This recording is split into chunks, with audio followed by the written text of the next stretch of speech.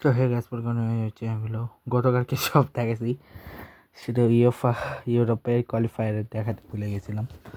তো সেইটা এখান থেকে শুরু করছে, যেখানে কাজাকস্তান বেলজিয়াম, যেটাতে কাজাকস্তান ড্র হয়েছে। এবার টার্কি বুলগেরিয়া ম্যাচে টার্কি জিতছে, লিচেস্টান চায়না ওয়েলসের ম্যাচে লিচেস্টান ওয়েলস জিতছে, জর্জিয়া স্পেনের ম্যাচে স্পেন জিতছে, আর স্পেন অলরেডি কোয়ালিফাই হওয়ার মতো পজিশনে আছে।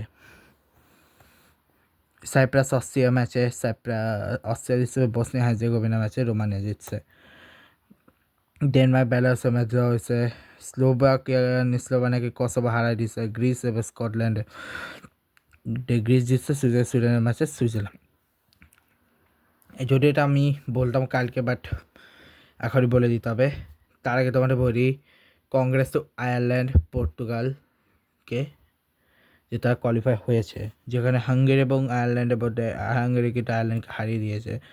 পর্তুগাল আর আর্মেনিয়ার মধ্যে পর্তুগাল জিতছে, ইউক্রেন আইসল্যান্ডের মধ্যে ইউক্রেন জিতছে, আজারবাইজান ফ্রান্সের মধ্যে ফ্রান্স জিতছে, ফ্রান্স আগে কোয়ালিফাই ছিল। সার্বিয়া লাটভিয়া ম্যাচে নরওয়েও কোয়ালিফাই হয়ে গেছে। তো কংগ্রেস তো নরওয়ে অলসো 31টা দল already qualify. Serbia 2, Latvia 1, Albania 0, England 2, Italy 1, Norway 4 আর ইসরায়েল 4, মলদোভা 1। আগামীকাল মাল্টা ভার্সেস পোল্যান্ড, কেজিকা versus Gibraltar, Netherland Lithuania, Germany Slovakia, Northern Ireland Luxembourg, Montenegro Croatia, Romania San Marino, Greece Bulgaria Georgia. এবং কালকের ম্যাচের উপর নির্ভর করবে স্পেন কোয়ালিফাই করবে না। সরি, কালকের মানে 18 থেকে ম্যাচ। আচ্ছা, মন্টেনিগ্রো ক্রোয়েশিয়া অলরেডি কোয়ালিফাই।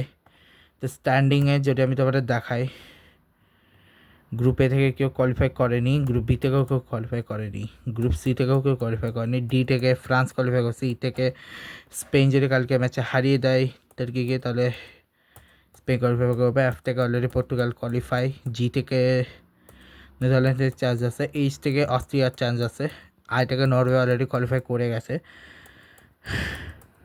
ইংল্যান্ডটা সবার আগেই করছে, ক্রোয়েশিয়ার চান্স আছে, ক্রোয়েশিয়া করে গেছে এল থেকে।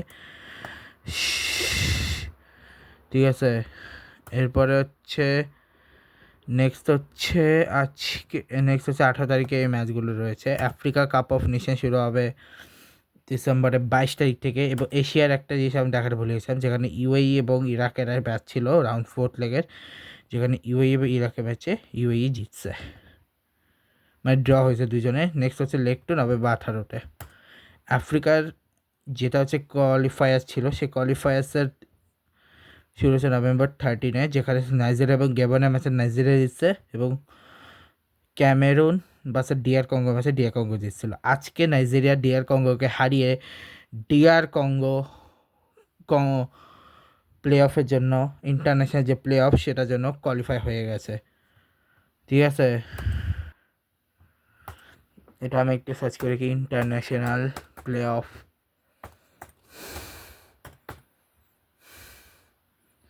NITONAL international play of.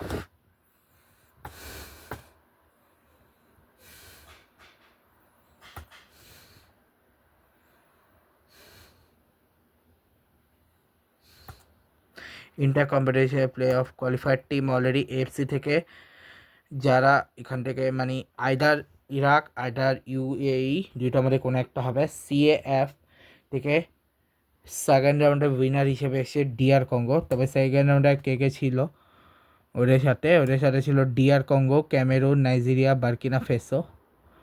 আচ্ছা, তো ঠিক আছে, যেখানে ফাইনালে তো ওরা এসছে। সেকেন্ড রাউন্ড হয়ে গেছিলো কোয়ালিফাইড টিমগুলোর মধ্যে, যে সেকেন্ড রাউন্ড থেকে কোয়ালিফাই হয়ে এসেছিল Gabon, DR Congo, Cameroon, Nigeria, যারা সেমিফাইনাল খেলেছিল। এবং সেখান থেকে নাইজেরিয়া গ্যাবনকে বিদায় করে, ডিআর কঙ্গো ক্যামেরুনকে বিদায় করে, বাট সেখান থেকে জিতে যায়। সেখানে ডিআর কঙ্গো ইন্টারন্যাশনাল খেলে, এবং কনকাকাফ এখনও চলতেছে, কনকাকাফ এখনও শেষ হয়নি। কনমেবল থেকে 7 প্লেসে বলিভিয়া, কনমেবল থেকে বলিভিয়া এসছে, আর ওএফসি তো অলরেডি নিউ ক্যালেডোনিয়া আছেই। ঠিক আছে, আর দেখানোর জন্য হচ্ছে শুধু প্র্যাকটিস ম্যাচটা যেটা দেখাচ্ছিলাম, সে প্র্যাকটিস ম্যাচে নিউজিল্যান্ড কলম্বিয়ার ম্যাচে কলম্বিয়া জিতছে, মেক্সিকো এবং উরুগুয়ে ম্যাচ দেওয়া হয়েছে। আগামীকাল হচ্ছে Madagascar, Equatorial Guinea, Chad, Mozambique, Bahrain, Somalia, Comoros, Namibia, Qatar, Zimbabwe এবং ফিনল্যান্ড অ্যান্ডোরা। ঠিক আছে, তো ইউএফার ম্যাচের মধ্যে আগামীকাল হচ্ছে নর্দার্ন আয়ারল্যান্ড ভার্সেস লাক্সামবার্গ। আচ্ছা, আগামীকালকে ম্যাচ স্পেন টার্কি, পর হচ্ছে স্পেন টার্কি ম্যাচের আগ পর্যন্ত ম্যাচ হচ্ছে। আগামীকালকে ম্যাচ হচ্ছে মন্টেগো ক্রোয়েশিয়া পর্যন্ত। ঠিক আছে, সেই হচ্ছে যদি আমি তোমাদেরকে ওয়ার্ল্ড টেস্ট চ্যাম্পিয়নশিপ দেখাই, যেখানে রিসেন্টলি ওয়েস্ট ইন্ডিয়া এবং সাউথ আফ্রিকার প্রথম টেস্টটা যেটা শেষ হলো, এবং সেটা শেষ হওয়ার পরে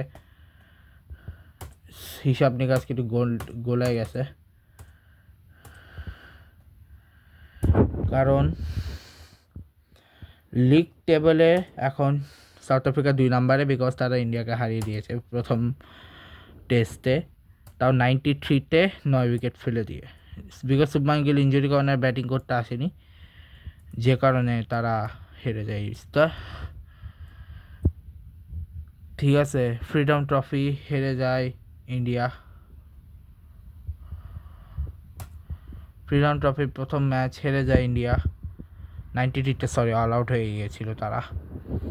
ওটা নিয়ে আমি আলাদা করে বলছি অলরেডি। সো নেক্সট আসতেছে সেকেন্ড এডেড টেস্ট, এবং তারপর আসতেছে অ্যাশেজ সিরিজ, যেটা জন্য আমি বইতে আসছি। এবং এটা আমি কাপ অফ নেশন হচ্ছে ডিসেম্বরের 20 তারিখে বলে দেবো যে কাউন্টিং কার কার ম্যাচ আছে। ঠিক আছে, আপাতত আর কোনো ম্যাচ নেই।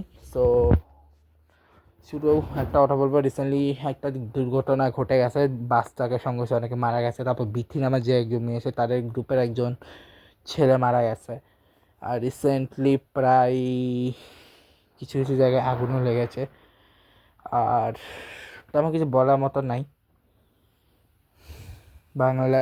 এবং একটা গুড নিউজ হচ্ছে যে সামনে Ireland versus Bangladesh, Ireland, Zimbabwe, Afghanistan, এরা তিনজনও কিন্তু টেস্ট ফর্মেটের অংশ হিসেবে আসতেছে। তারপরে ICC super league, next world cup 2027-এর পরে আইসিসি সুপার লিগ আবার আসবে। এরপরে হচ্ছে রিসেন্টলি কিন্তু ইমাজিং এশিয়া কাপে অসাধারণ চলতেছে। আর কিছুদিন আগে ছিল সঞ্জু স্যামসনের বার্থডে, আর তার আগে ছিল ব্যাটারান্স ডে, বলতে হচ্ছে এখানে যারা সোলজার তাদের প্রতি কৃতজ্ঞতা জানানোর জন্য ব্যাটারান্স ডে হয়, মানে ইউএসএতে। ইন্ডিয়াতে হচ্ছে জওহরলাল নেহরুর জন্মদিন, তার পাশাপাশি হচ্ছে চিলড্রেন্স ডে পালিত হয়েছে গত পরশুদিন 14ই নভেম্বরে। এবং কালকে মানে 17 নভেম্বর হচ্ছে কার্তিক মাসের লাস্ট দিন দিকে লাস্টে এসে হচ্ছে কার্তিক পূজাটা হচ্ছে। আর আমাদের এখানে অনেক অনেক অনেক অনেক ঠান্ডা পড়েছে। সো এই হচ্ছে বলার মতো ছিল, আর কিছু বলার নেই। সো এই ব্লগটা শেষ করে দেখা হচ্ছে নেক্সট ভিডিও। লাইক করবে, কমেন্ট করবে, শেয়ার করবে, সাবস্ক্রাইব করে পাশে বেল করবে। It's good bye.